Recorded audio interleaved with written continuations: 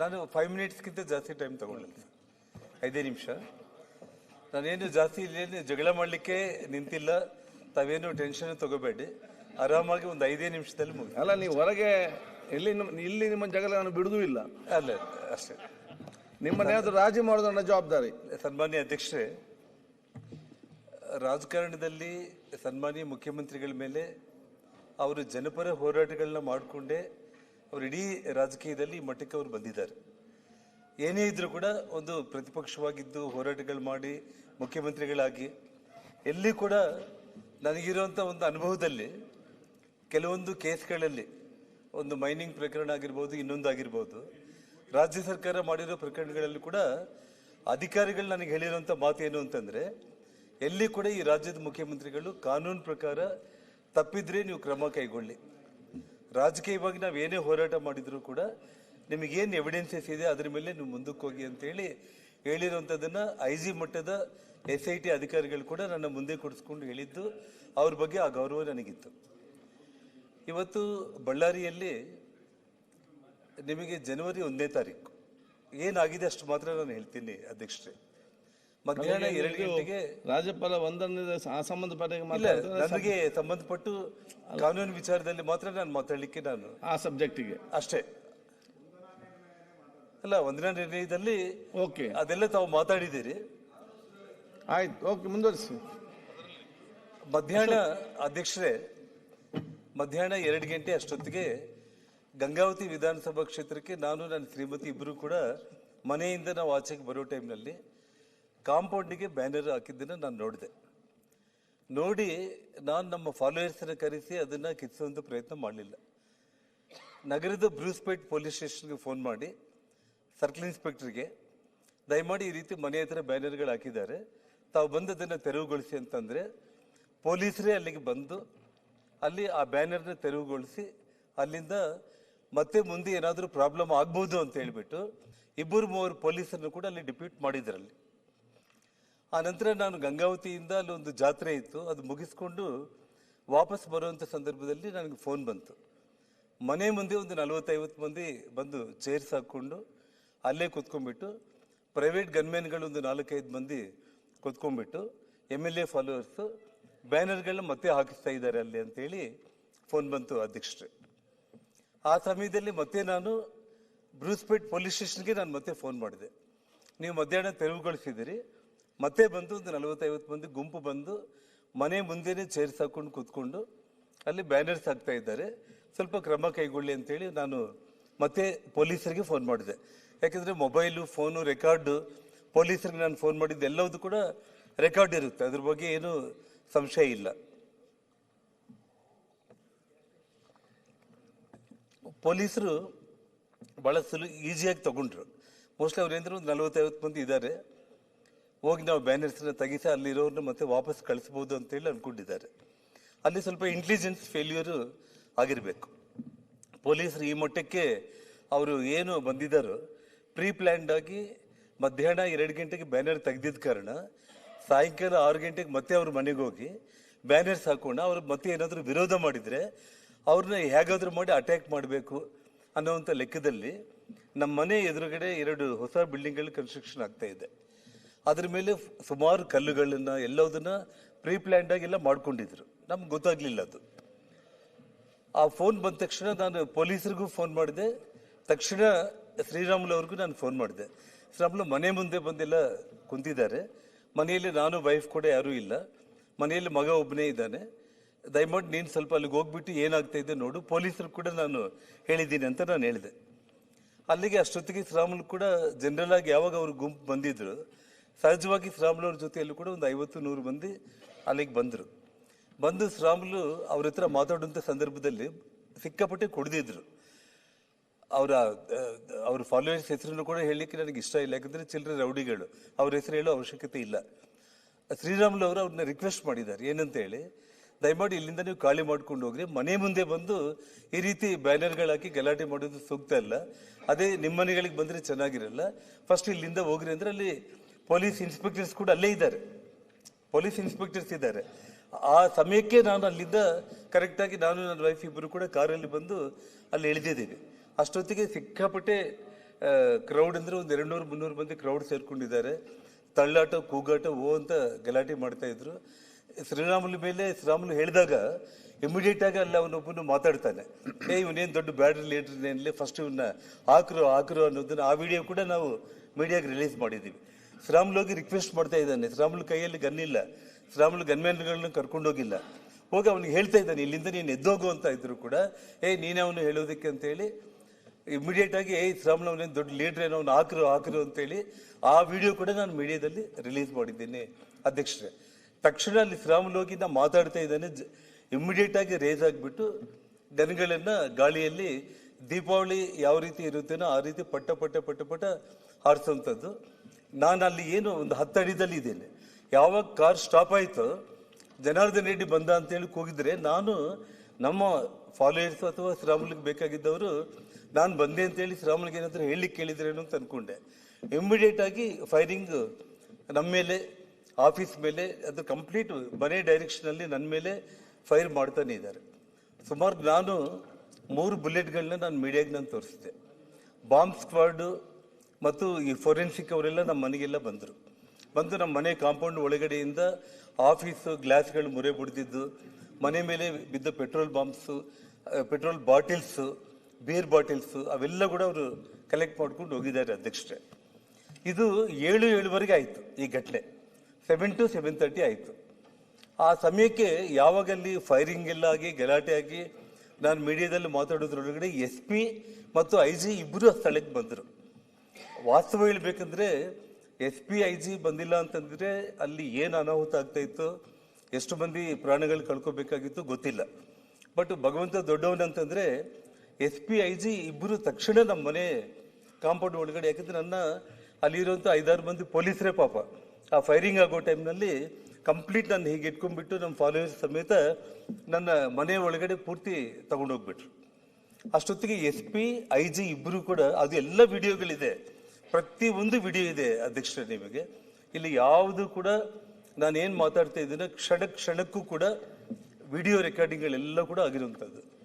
SP IG ಅಲ್ಲಿಗೆ ಬಂದ್ಬಿಟ್ಟು ಅಷ್ಟೊತ್ತಿಗೆ ಏನಾಯಿತು, ನಮ್ಮ ಕಡೆಯಿಂದ ಕೂಡ 4-5 ಸಾವಿರ ಜನ ಸಿಟಿಯಲ್ಲಿ ಟಿವಿಗಳಲ್ಲಿ ನೋಡಿಬಿಟ್ಟು ಸಿಕ್ಕಾಪಟ್ಟೆ ಜನ ಬಂದರು. SP IG ನನ್ನ ಹತ್ರ ಶ್ರೀರಾಮುಲು ನಾನು ಇಬ್ಬರು ನಿಂತ್ಕೊಂಡಿದ್ದೀವಿ, ನಮ್ಮನ್ನ ರಿಕ್ವೆಸ್ಟ್ ಮಾಡಿದರು. ಅವರೆಲ್ಲ ಬಂದು ಕುಡ್ದೇನೋ ಫೈರಿಂಗ್ ಆಗಿದೆ, ಏನಾಗಿದೆ, ದಯಮಾಡಿ ನೀವೇನು ಶಾಂತಿ ಭಂಗ ಮಾಡ್ಕೊಳ್ಳೋದು ಬೇಡ, ನಿಮಗೇನು ದೇವ್ರ ದಯದಿಂದ ಏನೂ ಆಗಲಿಲ್ಲ ರೆಡ್ಡಿ ಅವರೇ, ನೀವು ಮನೆಯಲ್ಲಿ ಎತ್ಕೊಂಡ್ಬಿಟ್ಟು ದಯಮಾಡಿ ನಾವೇನಿದೆ ನಾವು ಪೊಲೀಸರು ನೋಡ್ಕೊತೀವಿ ಅಂತೇಳಿ IG SP ಇಬ್ಬರು ಹೇಳ್ತಾ ಇದ್ದಾರೆ. ಇಲ್ಲಿ ಅನ್ಯಾಯ ಆಗಿದ್ದೇನು ಅಂತಂದರೆ ಅಧ್ಯಕ್ಷರೇ, ಅಂದರೆ ಮುಖ್ಯಮಂತ್ರಿಗಳಿಗೆ ಅವರು ಬ್ಯುಸಿ ಇರ್ತಾರೆ, ರಿಪೋರ್ಟ್ಸ್ ಏನು ಬಂದಿರುತ್ತೋ ಗೊತ್ತಿಲ್ಲ, ಅದೇನೋ SP ಅವರು ಸ್ವಲ್ಪ ಬೈತಾ, ಅದೇನೇ ಇರಲಿ, ಬಟ್ ಇಬ್ಬರು ಅಧಿಕಾರಿಗಳು ಬಂದಿದ್ರು. ಅವ್ರು ಬಂದಿದ್ದಕ್ಕೆ ಅಲ್ಲಿ ಒಂದಿಷ್ಟು ಸೇಫ್ಟಿ ಅಲ್ಲಿ ಏನಾಯ್ತು ಅಂದರೆ SP ನ ಸಸ್ಪೆಂಡ್ ಮಾಡಿಬಿಟ್ಟು ಟ್ರಾನ್ಸ್ಫರ್ ಮಾಡಿದ್ರು, IG ನ ಟ್ರಾನ್ಸ್ಫರ್ ಮಾಡಿದ್ರು. ಆದರೆ ಅಧ್ಯಕ್ಷೆ MLA ನ SP ಸರ್ಕಲ್ ಅಂತ ಅಲ್ಲಿ ಬರುತ್ತೆ, ಅಂದರೆ ಹಿಂದೆ ಅದನ್ನ ವಾಲ್ಮೀಕಿ ವೃತ್ತ ಅಂತ 25 ವರ್ಷಗಳ ಹಿಂದೆ ನಾವು ಮಾಡಿರುವಂಥದ್ದು. ಅಲ್ಲಿಂದ ಇವಾಗ ನಮ್ಮ ಪ್ರತಿಪಕ್ಷ ನಾಯಕರು ಹೇಳಿದಾಗೆ ನಮ್ಮ ಮನೆಗೆ 1 ಕಿಲೋಮೀಟರ್ ಆಗುತ್ತೆ.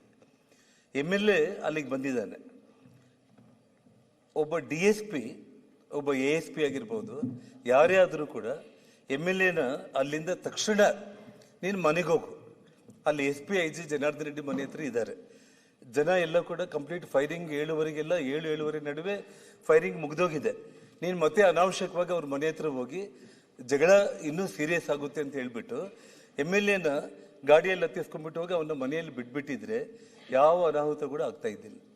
ಇಲ್ಲೇನಾಯಿತು, MLA ಕೂಡ ಪಾಪ ಏನೇನು ತಗೊಂಡಿದ್ದೋ ಗೊತ್ತಿಲ್ಲ, ನಾನು ಮಾರನೇ ದಿನ ಬ್ಲಡ್ ಟೆಸ್ಟ್ ಮಾಡಿಸಿದೆ ಅಂತ ಹೇಳಿದ್ದೆ. ನಾನು ಮಾಧ್ಯಮಗಳ ಮೂಲಕ ಸರ್ಕಾರಕ್ಕೆ ವಿನಂತಿ ಮಾಡಿದ್ದೆ. ನಾನು ಬಹಳ ಆವೇಶದಲ್ಲಿ ಸುಮಾರು ತಾನೇ ಮಾತಾಡಿರೋ ವಿಡಿಯೋಗಳಲ್ಲೇ 5,000 ಜನಗಳ ಜೊತೆ ನಾನು ಇಲ್ಲಿಗೆ ಬಂದಿದ್ದೀನಿ, ನಾನು ಅವನ ಮನೆ 5 ನಿಮಿಷದಲ್ಲಿ ಸುಟ್ಬಿಡ್ತೀನಿ, ನಾನು ತಾಳ್ಮೆ ಕಡ್ಕೊಂಡ್ರೆ ಬಳ್ಳಾರಿನೇ ಭಸ್ಮ ಮಾಡಿಬಿಡ್ತೀನಿ ಅಂತೇಳಿ ಮಾತಾಡ್ದೆ. ಆ ಮಾತುಗಳು ಯಾವಾಗ ಮಾತಾಡ್ದೆ ಅಂತಂದರೆ, ಒಬ್ಬ ಕಾಂಗ್ರೆಸ್ ಕಾರ್ಯಕರ್ತ ಗುಂಡಿಗೆ ಬಲಿ ಆದಮೇಲೆ ಕರೆಕ್ಟ್ 9 ಗಂಟೆಗೆ ನಮ್ಮ ಮನೆ ಎದುರುಗಡೆ ಬಂದಿದ್ದಾರೆ.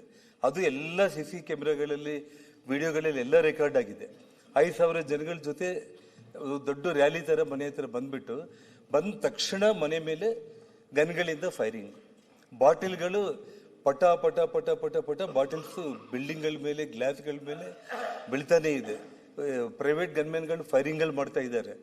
ನೂರಾರು ವಿಡಿಯೋಗಳು ಅದೆಲ್ಲ ಇವತ್ತು ಮೀಡಿಯಾದಲ್ಲೆಲ್ಲ ಕೂಡ ಬಂದಿರೋವಂಥದ್ದು. ಆ ಸಮಯದಲ್ಲಿ ಏನಾಗಿದೆ ಅಂತಂದರೆ, ಒಬ್ಬ ಕಾಂಗ್ರೆಸ್ ಕಾರ್ಯಕರ್ತ ರಾಜಶೇಖರ್ ಅಂತ ಹೇಳ್ಬಿಟ್ಟು ಅವನು ಬಾಟ್ಲಿಲ್ ತಗೊಂಡು ನಮ್ಮ ಮನೆ ಮೇಲೆ ಹಾಕೋ ವಿಡಿಯೋಗಳು ರೆಕಾರ್ಡ್ ಆಗಿದೆ. ಆ ಹುಡುಗ ಪೊಲೀಸರು ಬಂದು ಲಾಠಿ ಚಾರ್ಜ್ ಮಾಡ್ತಾರೆ. ಆ ಲಾಠಿ ಚಾರ್ಜ್ ಮಾಡೋ ಸಮಯದಲ್ಲಿ ಅವನು ಆ ಲಾಠಿ ಏಟಿಗೆ ತಡ್ಕೊಳ್ಳಾರ್ದೇನೆ ಅವ್ನು ಹಿಂದೆ ತಿರುಗಿ ಹಿಂಗೆ ಓಡ್ತಾ ಇರ್ತಾನೆ. ಅವ್ನು ಕರೆಕ್ಟ್ ಬೆನ್ನ ಹಿಂದೆನೇ ಆ ಪ್ರೈವೇಟ್ ಗನ್ಮ್ಯಾನು, ಯಾಕೆಂದರೆ ಮಿಸ್ಫೈರ್ ಅನ್ನೋದು ಡಿಫ್ರೆಂಟ್.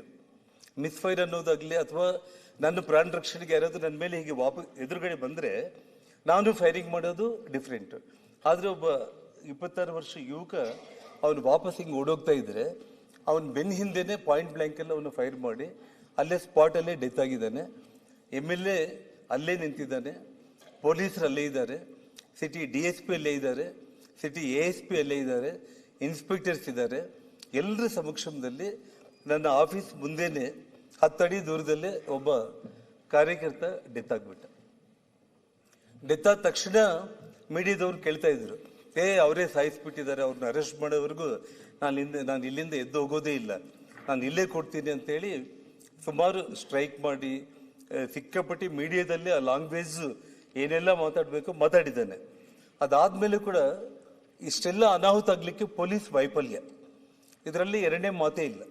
ಯಾಕಂದ್ರೆ ಈ ಹಿಂದೆ ಕೂಡ ನಾವು ಈ ರಾಜಕೀಯದಲ್ಲಿ ಹೋರಾಟ ಮಾಡೋ ಸಂದರ್ಭದಲ್ಲಿ ಒಬ್ಬ ಮಂತ್ರಿನೇ ಶರತ್ ಚಂದ್ರ ಅಂತ IPS ಅಧಿಕಾರಿಗಳು FIR ಮಾಡಿ ಎತ್ತಿ ವ್ಯಾನಲ್ಲಿ ಹಾಕೊಂಡು ಮಂತ್ರಿನೇ ತಗೊಂಡೋಗ್ಬಿಟ್ಟು ಸ್ಟೇಷನಲ್ಲಿ ಕೂಡಿಸ್ಕೊಂಡಿದ್ದ ಘಟನೆಗಳು ಹಿಂದೆ ಆಗಿತ್ತು. ಇಲ್ಲಿ MLAನ ಆ ಸರ್ಕಿಲಲ್ಲೇ ತಗೊಂಡ್ಬಿಟ್ಟು ಅವ್ರ ಮನೆಗೆ ಹೋಗಿ ಬಿಟ್ಟು ನಮ್ಮನ್ನ ಮನೆ ಒಳಗಡೆ ಇಟ್ಟು ಆ ಜನಗಳನ್ನ ಡಿಸ್ಪರ್ಸ್ ಮಾಡಿದ್ರೆ ಒಬ್ಬ ಅಮಾಯಕ ಸತ್ತೋಗ್ತಾ ಇದ್ದಿಲ್ಲ. ಅದು ಆ ಕಾಂಗ್ರೆಸ್ ಕಾರ್ಯಕರ್ತನೇ ಆಗಿದ್ದ ಕಾರಣ ಮಾರನೇ ದಿನಕ್ಕೆ ಓವರಾಲ್ ಆಗಿ ಇಶ್ಯೂ ಏನಾಯಿತು, ಜಿಲ್ಲಾ ಉಸ್ತುವಾರಿ ಮಂತ್ರಿಗಳು ಜಮೀರ್ ಅವರೇ ಹೇಳಿದರು, ಅವರ ಪ್ರೈವೇಟ್ ಗನ್ಮ್ಯಾನ್ಗಳಿಂದಾನೇ ಆ ಕಾರ್ಯಕರ್ತ ಡೆತ್ ಆದ ಅಂತ ಹೇಳ್ಬಿಟ್ಟು. DSP ಸುಮೋಟೋ ಕೇಸ್ ಅಂತ ಫೈಲ್ ಮಾಡ್ಕೊಂಡಿದ್ರು. 1000 ಮಂದಿ ಜನಗಳ ಜೊತೆ MLA ಜನಾರ್ದನ್ ರೆಡ್ಡಿ ಅವ್ರ ಮನೆ ಮೇಲೆ ದಾಳಿ ಮಾಡಿದ್ದಾರೆ ಅಂತೇಳಿ ಸುಮೋಟೋ ಕೇಸು ರಿಜಿಸ್ಟರ್ ಆಗಿದೆ. ನಾನು ಹೇಳ್ತಾ ಇರೋದೇನಂದ್ರೆ, ಈ ವಿಷಯದಲ್ಲಿ DK ಶಿವಕುಮಾರ್ ಅವರು ಮುಖ್ಯಮಂತ್ರಿಗಳು ತುಂಬಾ ಗಂಭೀರವಾಗಿ ಇದನ್ನ ಟಿವಿಗಳೆಲ್ಲ ಬಂತು, ಅವ್ರನ್ನ ಬೈದಿದ್ದಾರೆ, ರೆಡ್ಡಿ ಅವ್ರ ಮನೆ ಹತ್ರ ಹೋಗಿ ಬ್ಯಾನರ್ ಕಟ್ಟೋ ಅವಶ್ಯಕತೆ ಏನಿತ್ತು ಅಂತ ಹೇಳಿ. ಅದೆಷ್ಟುವರೆಗೆ ಏನನ್ನೋದಕ್ಕಿಂತನೂ ಅವರು ಬಹಳ ಗಂಭೀರವಾಗಿ ಎಲ್ಲಿ ಕೂಡ ಏನು ಹೇಳಿಕೆಗಳು ಕೊಟ್ಟಿಲ್ಲ. ತಕ್ಷಣ SP ನ ಸಸ್ಪೆಂಡ್ ಮಾಡಿದ್ರು, ಟ್ರಾನ್ಸ್ಫರ್ ಮಾಡಿದ್ರು, IG ನ ಮಾಡಿದ್ರು, ಆಕ್ಷನ್ ತಗೊಳ್ಳೋದು ಶುರು ಆಯಿತು. ಆದರೆ ಈ ರಾಜ್ಯದ ಉಪಮುಖ್ಯಮಂತ್ರಿ ಅಲ್ಲಿಗೆ ಬಂದ್ಬಿಟ್ಟು, ಬಳ್ಳಾರಿಗೆ ಬಂದ್ಬಿಟ್ಟು ಅವ್ರ ಬಾಯಿಗೆ ಬಂದಂಗೆ ವಿ ಸ್ಟ್ಯಾಂಡ್ ವಿತ್ ಅವ್ರ MLA, ಓಕೆ ನಿಮ್ಮ ಪಕ್ಷದ MLA ನೀವು ನಿಂತ್ಕೋಬೇಕು. ಯಾವುದಕ್ಕೆ ನಿಂತ್ಕೋಬೇಕು? ಎಂಥ ಘಟನೆಗಳಿಗೆ ನೀವು ನಿಂತ್ಕೋಬೇಕು? ಇವತ್ತು ನಾವು ಬಳ್ಳಾರಿಯಲ್ಲಿ 30 ವರ್ಷ ನಾನು ರಾಜಕೀಯ ಮಾಡಿದ್ದೀನಿ. ಎಂಥವ್ರ ವಿರುದ್ಧ ನಾವು ಹೋರಾಟ ಮಾಡಿದ್ದೀವಿ.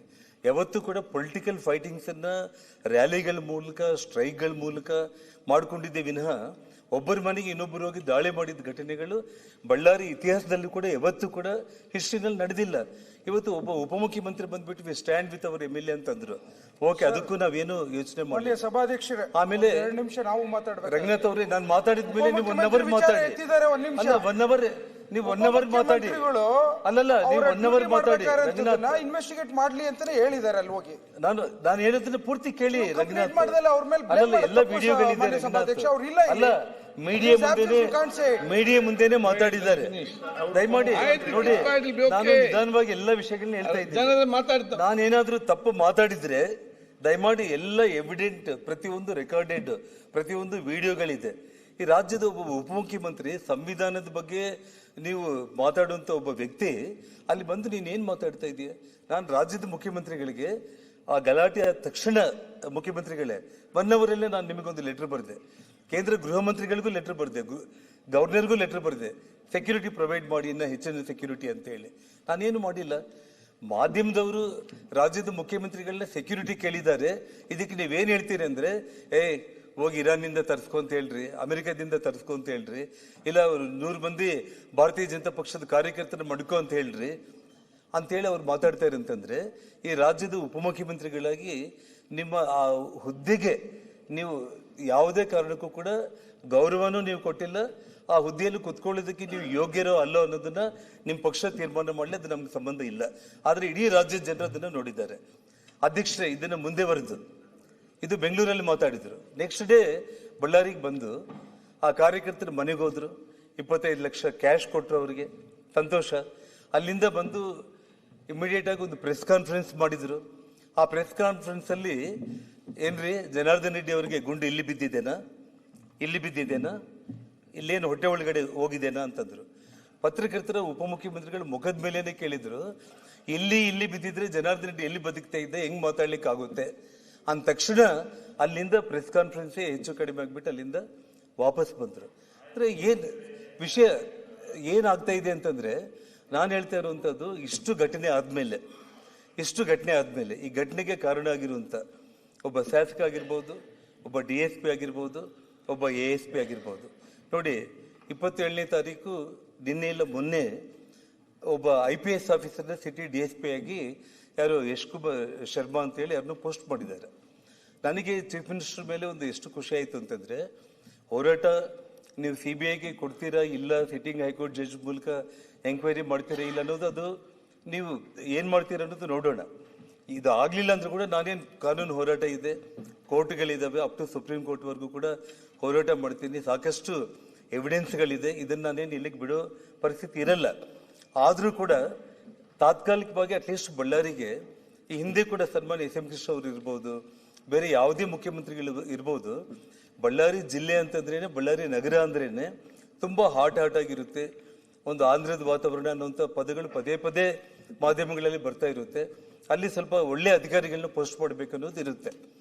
ನಾನು ಮುಖ್ಯಮಂತ್ರಿಗಳು ಒಬ್ಬ ಸಿಟಿ DSPನ ಒಬ್ಬ IPS ಅಧಿಕಾರಿನೇ ಅವರು ಪೋಸ್ಟ್ ಮಾಡಿದ್ರು, ಇನ್ನೇನು ಸಿಟಿಯಲ್ಲಿ ಎಲ್ಲ ಕಂಟ್ರೋಲ್ ಆಗಿಬಿಡುತ್ತೆ.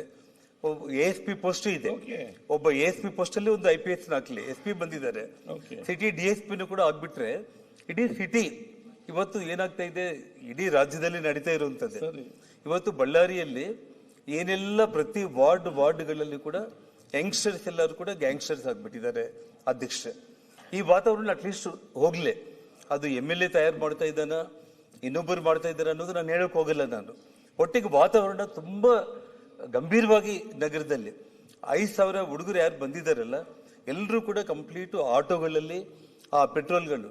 ಇನ್ನ ನಾನು ಕೆಲವೊಂದು ವಿಡಿಯೋಗಳು ಬಿಡುಗಡೆ ಮಾಡಿಲ್ಲ ಅಧ್ಯಕ್ಷರೇ, ಒಂದೊಂದು ಸ್ಟೆಪ್ ಮುಂದಕ್ಕೆ ಹೋಗೋಣ ಅಂತ ಹೇಳ್ಬಿಟ್ಟು ಬ್ರಾಂದಿ ಶಾಪ್ಗಳು ಮುಂದೆ ನಿಂತ್ಕೊಂಡು 300 ಮಂದಿ 400 ಮಂದಿ ಹುಡುಗರು ಲಿಕ್ಕರ್ ಹಂಗೆ ಕುಡಿದು ಅದರಲ್ಲಿ ಪೆಟ್ರೋಲ್ ಕ್ಯಾನ್ಗಳಲ್ಲಿ ತುಂಬಿಸ್ಕೊಂಡ್ಬಿಟ್ಟು ಆಟೋಗಳಲ್ಲಿ ಹಾಕೊಂಡು ಬಂದ್ರೆ ಪೊಲೀಸರು ಆಟೋಗಳೆಲ್ಲದನ್ನು ಕೂಡ ಸೀಸ್ ಮಾಡುವಂಥದ್ದು, ನೂಕುವಂಥದ್ದು, ಪೊಲೀಸರನ್ನ ತಪ್ಪಿಸಿ ಬಾಟಲ್ ತಗೊಂಡು ಬಂದು ನಮ್ಮ ಮನೆ ಮೇಲೆ ಆಗ್ತಾ ಇರುವಂಥದ್ದು ಇವೆಲ್ಲ ನೋಡ್ತಾ ಇದ್ದೀವಿ. ನಾನೇನಂತಂದ್ರೆ ಇಲ್ಲಿ ಇದಕ್ಕೆಲ್ಲದಕ್ಕೂ ಕಾರಣ ಇಲ್ಲೀಗಲ್ ಆಗಿ ಈಜಿ ಮನಿ ಏನು ಅರ್ನ್ ಮಾಡ್ತಾ ಇದ್ದಾರೆ, ಗಾಂಜಾಗಳು, ಡ್ರಗ್ಸು, ಮಟ್ಕ, ಕ್ಲಬ್ಗಳು, ಈ ಮೂಲಕ ಏನು ಅವ್ರಿಗೆ ಹಣ ಸಿಗ್ತಾ ಇದೆ. ಆ ಕಾರಣಕ್ಕೆ ಅದು ಮುಂದೆ ಬರೀಬೇಕು ಅಂತಂದ್ರೆ ಜನಾರ್ದನ್ ರೆಡ್ಡಿ ಅವ್ರ ಕುಟುಂಬನ ಇಲ್ಲಿ ನಾವು ಅಂತ್ಯ ಮಾಡಬೇಕು ಅನ್ನೋಂಥ ಒಂದು ಕಾರಣ ಇಲ್ಲಿ ಎದ್ದು ಕಾಣಿರುವಂಥ ಒಂದು ವಿಷಯ. ದಯಮಾಡಿ ಮುಖ್ಯಮಂತ್ರಿಗಳನ್ನ ನಿಮ್ಮ ಕೈ ಜೋಡಿಸಿ ನಮಸ್ಕಾರ ಮಾಡಿ ನಾನು ಕೇಳ್ಕೊಳ್ತಾ ಇದ್ದೀನಿ. ರಾಜಕೀಯವಾಗಿ ನಾನೇನು ಮಾಡಿದ್ದೀನಿ, ನೀವು ನಮ್ಮ ಮೇಲೆ ಏನು ಹೋರಾಟ ಮಾಡಿದ್ದೀರಿ, ಅದ್ರ ಬಗ್ಗೆ ನನಗೇನು ನೋವಿಲ್ಲ. ಇದು ಹಣೆ ಬರಹ. ನಾವು ಜೈಲಿಗೆ ಹೋಗ್ಬೇಕಾಗಿತ್ತು, ಗಣಿ ಇನ್ನೊಂದು ನೀವು ಇದೆಲ್ಲ ಕೂಡ ನಮ್ಮ ಪ್ರಾಪ್ತ ಏನಿರುತ್ತೆ ಅದಾಗುತ್ತೆ. ಆದರೆ ನಾನು ನಿಮ್ಮಲ್ಲಿ ರಿಕ್ವೆಸ್ಟ್ ಮಾಡ್ತಾ ಇರುವಂಥದ್ದು, ನಿಜವಾಗ್ಲೂ ಕೂಡ ಈ ರಾಜ್ಯದ ಉಪಮುಖ್ಯಮಂತ್ರಿಯಾಗಿ ಅವ್ರು ಏನು ನಡ್ಕೊಂಡಿದ್ದಾರೆ, ಅವರ ಮುಖ್ಯಮಂತ್ರಿ ಸ್ಥಾನಕ್ಕೆ ಹೋಗೋದಕ್ಕೆ ಆ ಭಗವಂತ ಅವಕಾಶ ಮಾಡಿ ಕೊಡಬಾರ್ದು ಅನ್ನೋದು ಒಂದು. ನೀವು ದಯಮಾಡಿ ಈ ರಾಜ್ಯದ ಮುಖ್ಯಮಂತ್ರಿಗಳಾಗಿ ಇನ್ನೂ 2.5 ವರ್ಷ ಇರಬೇಕು, ಕಾನೂನನ್ನು ಕಾಪಾಡಿ, ವಿಶೇಷವಾಗಿ ಬಳ್ಳಾರಿಯಲ್ಲಿ ಈ ಕ್ರಿಮಿನಲ್ ಆಕ್ಟಿವಿಟೀಸ್ ಏನು ನಡೀತಾ ಇದೆ ಇದೆಲ್ಲದಕ್ಕೂ ಕಡಿವಾಣ ಹಾಕೋದಕ್ಕೆ ಒಳ್ಳೆ ಅಧಿಕಾರಿಗಳನ್ನ ತಾವು ನೇಮಕ ಮಾಡಿ ಆರಾಮಾಗಿ ಇಡೀ ಕರ್ನಾಟಕ ರಾಜ್ಯ ಇರುತ್ತೆ. ಇಲ್ಲ ಅಂತಂದ್ರೆ ಬಳ್ಳಾರಿಯಿಂದಾನೆ ಇನ್ನ ಮುಂದೆ ಏನೇನು ಘಟನೆಗಳಾಗುತ್ತೆ. ಯಾಕಂದ್ರೆ ಈ ಕ್ರಿಮಿನಲ್ ಐಡಿಯಾ ಇರುವಂತ ಒಬ್ಬ ನಾಯಕರುಗಳು ಯಾರೇ ಆಗಿದ್ರು, ರೆಡ್ಡಿ ಅವರೇ ಅಧ್ಯಕ್ಷ ಕ್ಲೋಸ್ ಮಾಡ್ತಾ ಇದ್ದೀನಿ, ಯಾರೇ ಒಬ್ಬ ಶಾಸಕ ಆಗಿರ್ಬೋದು, ಯಾರೇ ಇರ್ಬೋದು, ಈ ತರದ್ದು ಒಂದು ಮೆಂಟಾಲಿಟಿ, ಈ ತರದ್ದು ಒಂದು ಆಕ್ಟಿವಿಟೀಸ್, ಒಂದು ಕ್ರಿಮಿನಲ್ಸ್ ನ ತಯಾರು ಮಾಡ್ಕೊಂಡ್ಬಿಟ್ಟು ಸಾವಿರಾರು ಮಂದಿನ ಹಾಕೊಂಡ್ಬಿಟ್ಟು ಯಾರ ಮನೆ ಮೇಲೆ ಆದ್ರೂ ಕೂಡ ನಾನು ಹೋಗಿ ದಾಳಿ ಮಾಡ್ಬೋದು ಅಂತಂದ್ರೆ ನಾನೇನಷ್ಟು ಸಣ್ಣವನ್ ನಾನೇನಲ್ಲ. ಇವತ್ತು ಬಳ್ಳಾರಿಯಲ್ಲಿ ಇವತ್ತು ನನಗೇನು ಲಕ್ಷಾಂತರ ಜನರಿದ್ದಾರೆ. ಒಂದು ಕಾಲದಲ್ಲಿ 10ರಲ್ಲಿ 9 ಸೀಟ್ ಗೆದ್ದಿರುವಂತವ್ರು. ಇವತ್ತು 1 ಸೀಟ್ ಗೆದ್ದು 9 ಸೀಟ್ ಸೋತಿರ್ಬೋದು, ನಾಳೆ 10ಕ್ಕೆ 10 ಗೆಲ್ಬಹುದು. ರಾಜಕೀಯ ಇದು, ಅದೇನೇ ಬದಲಾವಣೆಗಳಾಗಿರ್ಬೋದು. ಅಧಿಕಾರ ಇರಲೇ ಬಿಡ್ಲೆ ಇವತ್ತು ಶಾಂತಿ ಅನ್ನೋದು ಬೇಕು. ಬಳ್ಳಾರಿ ನಗರ ದೊಡ್ಡ ಮಟ್ಟದಲ್ಲಿ ಅಭಿವೃದ್ಧಿ ಆಗಬೇಕು. ಬಳ್ಳಾರಿನ ಎಷ್ಟೋ ಕನಸುಗಳನ್ನ ಇಟ್ಕೊಂಡು, ನಾನಂತಲ್ಲ, ಅಲ್ಲಿ ಯಾರು ಇವಾಗ MLA ಆಗಿದ್ದಾನೆ ಅವ್ರಿಗಾದ್ರೂ ಕೂಡ ಒಂದು ಕನಸುಗಳನ್ನ ಇಟ್ಕೊಂಡು ಬಳ್ಳಾರಿನ ಯಾವ ಮಟ್ಟಕ್ಕೆ ಭಗವಂತ ಕೊಟ್ಟಿರೋ ಒಂದು ಬಂಗಾರದಂತ ಅವಕಾಶವನ್ನು ಉಪಯೋಗಿಸಿಕೊಂಡು ಅಭಿವೃದ್ಧಿ ಆಗ್ಬೇಕಾಗ್ಲೇ ಕೊಲೆಗಳು, ಮನೆಗಳ ಮೇಲೆ ದಾಳಿ ಮಾಡುವಂಥದ್ದು, ಇವತ್ತು ಬಾಂಬ್ಗಳು, ಪ್ರೈವೇಟ್ ಗನ್ಗಳು, ಇವತ್ತು ನಾವು 20 ವರ್ಷದ ಹಿಂದೆ UP ಬಿಹಾರಲ್ಲಿ ಕೇಳ್ತಾ ಇದ್ದಿದ್ದು. ಆದ್ರೆ ಇವತ್ತು ನಮ್ಮ ರಾಜ್ಯದಲ್ಲಿ, ಅದು ನಮ್ಮ ಬಳ್ಳಾರಿಯಲ್ಲಿ ಇಂಥ ಒಂದು ವಿಷಯ ನಡೆದಿದೆ. ನಾನು ದಯಮಾಡಿ ರಾಜ್ಯದ ಮುಖ್ಯಮಂತ್ರಿಗಳಿಗೆ, ತಾವು ಈಗಾಗಲೇ ಮುಖ್ಯಮಂತ್ರಿಗಳಾಗಿದ್ದಾಗ 7 ಪ್ರಕರಣಗಳನ್ನ CBI ಕೊಟ್ಟಿದ್ದೀನಿ ಅಂತ ಹೇಳಿದ್ದೀರಿ. ತಮಗೆ ವಿಶ್ವಾಸ ಇದ್ರೆ, ತುಂಬಾ ಟ್ರಾನ್ಸ್ಪರೆಂಟ್ ಆಗಿ ಆಗ್ಬೇಕು ಅಂದ್ರೆ CBI ಕೊಡಿ. ಒಂದು ವೇಳೆ CBI ಕೊಡ್ಲಿಕ್ಕೆ ಆಗ್ಲಿಲ್ಲ ಅಂತಂದ್ರೂ ಕೂಡ, ಯಾಕಂದ್ರೆ ಅದು ಕೇಂದ್ರ ಸ್ವಾಮಿ ಸಂಸ್ಥೆ, ನಂಬಿಕೆ ಇಲ್ಲ ಅಂತಂದ್ರೆ ತಾವು ತಕ್ಷಣ ಒಂದು ಸಿಟ್ಟಿಂಗ್ ಹೈಕೋರ್ಟ್ ಜಡ್ಜ್ಗೆ ಇದನ್ನ ಎಂಕ್ವೈರಿಗೆ ತಾವೇನಾದ್ರೂ ಕೊಟ್ಟು ತುಂಬಾ ಪಾರದರ್ಶಕವಾಗಿ ನಾನು ಇದ್ದೇನೆ ಅಂತೇಳಿ ತಾವೇನಾದ್ರೂ ತೋರಿಸಿದ್ರೆ, ನನಗೆ ನಿಜವಾಗ್ಲೂ ಕೂಡ ನಾನು ಯಾವತ್ತಿಗೂ ಕೂಡ ಬಳ್ಳಾರಿ ಇಡೀ ಜಿಲ್ಲೆ ಜನರ ಪರವಾಗಿ ನಾನು ನಿಮಗೆ ಕೃತಜ್ಞತೆಗಳನ್ನ ಸಲ್ಲಿಸುವಂತ ಒಂದು ಸಮಯ ಖಂಡಿತವಾಗ್ಲೂ ಕೂಡ ಬರುತ್ತೆ. ನೋಡಿ, ಒಂದು ತಿಂಗಳಾದ್ರೂ ಕೂಡ ಕೇವಲ 3 ಗನ್ಮ್ಯಾನ್ಗಳನ್ನ ಬಂಧನ ಮಾಡಿಬಿಟ್ಟು ಅಲ್ಲಿಗೆ ಕೈ ತೊಳ್ಕೊಳ್ಳುವಂತ ಒಂದು ಸ್ಥಿತಿ ಬರಬಾರ್ದು. ಯಾಕಂದ್ರೆ ಇವತ್ತು ಪ್ರೈವೇಟ್ ಗನ್ಮ್ಯಾನ್ಗಳನ್ನ ಯಾರು ಇಟ್ಕೊಂಡಿದ್ದಾರೆ, ಅದ್ರ ಮಾಲೀಕರು ಯಾರು, ಅವ್ರನ್ನ ಇವತ್ತು ಅರೆಸ್ಟ್ ಮಾಡಬೇಕಾಗಿತ್ತು. ಇವತ್ತು ನಿಮ್ಮ ಪಕ್ಷವನ್ನ ಅಧಿಕಾರಕ್ಕೆ ತಗೊಂಡು ಬಂದಿರುವಂತ ಒಬ್ಬ ಕಾಂಗ್ರೆಸ್ ಕಾರ್ಯಕರ್ತನ ಕೊಲೆ ಆದ್ರೂ ಕೂಡ ಆ ಕೊಲೆಗೂ ಕೂಡ ನ್ಯಾಯ ಸಿಗದೇ ಇರುವಂತ ಒಂದು ಸ್ಥಿತಿ ನಿರ್ಮಾಣ ಮಾಡೋದು ಬೇಡ. ಮುಂದೆ ಬಳ್ಳಾರಿಯಲ್ಲಿ ಇಂಥ ಘಟನೆಗಳು ಆಗದೇ ಇರುವಂತ ರೀತಿಯಲ್ಲಿ ಇಮಿಡಿಯೇಟ್ ಕಾನೂನು ಕ್ರಮಗಳನ್ನ ತಾವೇನು ಕೈಗೊಳ್ಳೋದಕ್ಕೆ ಸಾಧ್ಯತೆ ಇದೆನೋ ದಯಮಾಡಿ ತಗೋಬೇಕು ಅಂತ ಹೇಳಿ ನಾನು ನಿಮ್ಮಲ್ಲಿ ಮನವಿ ಮಾಡ್ತಾ ಇದ್ದೇನೆ. ತಾವು ಕ್ರಮ ಕೈಗೊಂಡಿಲ್ಲ ಅಂದ್ರೆ ನನಗೆ ಕಾನೂನು ಹೋರಾಟ ಇದೆ. ಆದ್ರೆ ತಾವು ಈ ರಾಜ್ಯದ ಮುಖ್ಯಮಂತ್ರಿಯಾಗಿ ನಾನು ನಿಷ್ಪಕ್ಷಪಾತವಾಗಿ, ನೀವು ಎಲ್ಲ ಡಿಪಾರ್ಟ್ಮೆಂಟ್ ನ ಕರೆಸ್ಕೊಳ್ಳಿ ಮುಖ್ಯಮಂತ್ರಿಗಳೇ, ಎಲ್ಲ ಕೇಳಿ, ತಾವು ಪಾಯಿಂಟ್ ಟು ಪಾಯಿಂಟ್ ನೋಡಿ, ನಿಮ್ಮ ಮನಸ್ಸಾಕ್ಷಿಗೆ ಯಾರು ತಪ್ಪು ಮಾಡಿದ್ದಾರೆ ಅಂತಂದ್ರೆ ಅವ್ರನ್ನ ಕ್ರಮ ನಾನು ಕೈಗೊಳ್ಳಲೇಬೇಕು ಅನ್ನೋಂಥ ಒಂದು ಯೋಚನೆ ತಾವು ಮಾಡಿದ್ರೆ ಅಷ್ಟೇ ಸಾಕು.